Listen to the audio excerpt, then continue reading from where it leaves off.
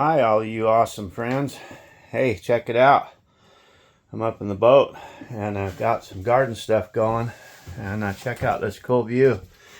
So anyway, I want to tell you guys a really fun story. About 20 years ago, I had just lost my chocolate Labrador, and I just didn't think I had it in my heart to get another dog.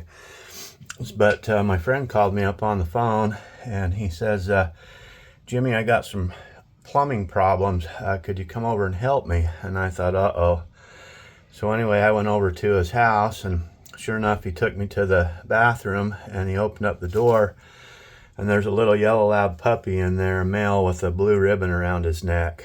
And so you guys know how it is with puppies. So I looked at my friends and I was like, you suck, dude. So anyway, I ended up taking the puppy, and the puppy, I named him Oak, and he was quite a character. And he had a brother named Spruce, which was a chocolate lab that I picked up on the way home from getting that puppy. So all of a sudden, boom, instead of one puppy, I had two. And they were 2 weeks apart, one a yellow lab and one a chocolate lab. So anyway, about, dogs and puppies and labs are one of the worst chewers in the world. So anyway, about 2 weeks later, I had bought my first brand new truck. Never owned a new truck in my life, and bought it right off the showroom floor. Well, I didn't buy it, I financed it, so the bank owned it. But anyway, it was a new truck to me. So anyway, my girlfriend at that time, she invited me to come over to have dinner with her. And so anyway, I went over there and I didn't think much of it, and I had those two puppies, Oak and Spruce, inside of my truck. So anyway, I went in for dinner and I come out about 2 hours later, and you guys, they had chewed off the entire visors. They chewed the center console right out of the truck to where there was no center console. And then, I don't know if you guys have ever seen a steering wheel, what's underneath the plastic. Well, it's metal. And they had chewed the plastic right off of the steering wheel. And then for you guys that know what a Ruger Red Label over under shotgun is, well, they had chewed the stock right off of the gun. So anyways, I knew who the culprit was, because I kind of tenderly yelled at him a little bit. And Oak, he bowed his head down. I knew he was the culprit. So anyway, I wrote a really fun book, guys. It's called Poco the Puppy. And I wrote it after Oak. And I used to, when I'd get upset with him, I'd call him Poco.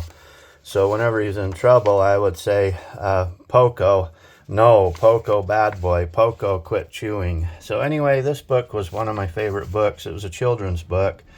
And you can see a little Oko in there in the truck. Really cute book. But anyway, I pulled this book off the market a few years ago because I was going to do a trilogy, and I was going to add 3 books to a series with this book.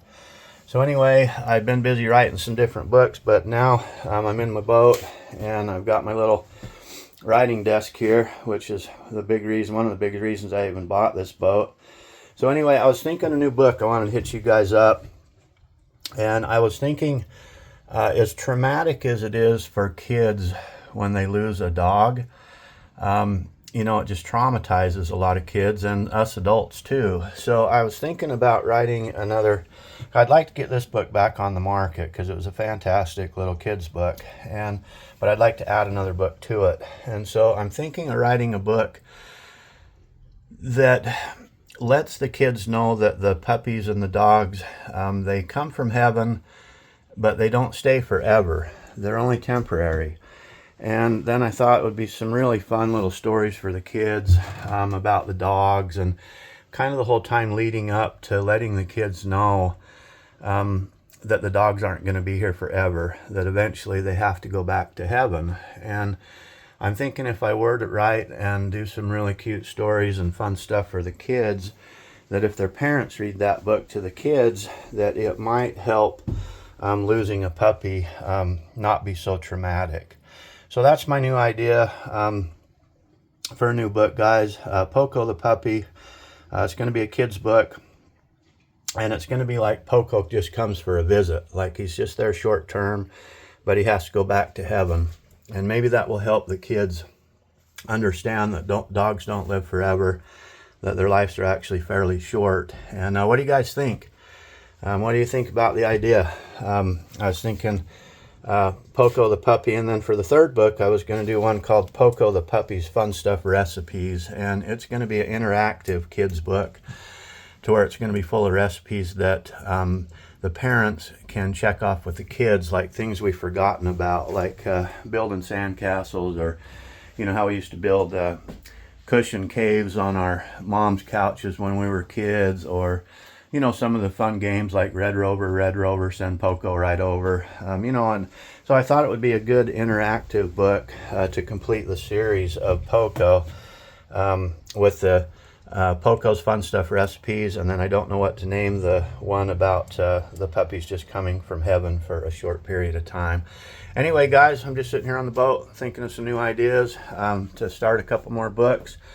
I'm thinking instead of doing a novel this time, maybe I'll try to get a few more kids books out on the market. I really enjoy writing them, and might be really helpful for the kids. So anyway, guys, coming to you from the garden house and the writing house, in the boat, and wanted to pick your guys' minds and see what you think about my new ideas. Anyway, you guys have a super blessed day, and send you a great big huge smile here from Southeast Alaska. Okay, see you guys. Bye.